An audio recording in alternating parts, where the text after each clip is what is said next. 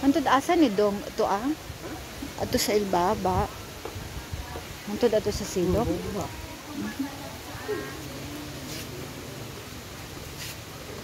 Asa ta malego? Ito sa dire? Ato.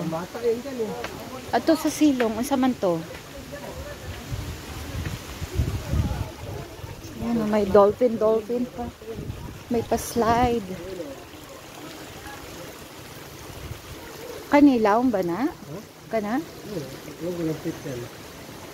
Mutan ani si doon doy.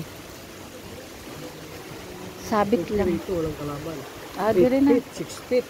Asa? Ay, oo. 8 feet, 6 feet. Ay, may 4 feet pa ito 6 feet. 4 feet din ba? doon ako sa 4 feet. Mag-table pa ta? O ibutang ready? Asa natin ibutang gamit?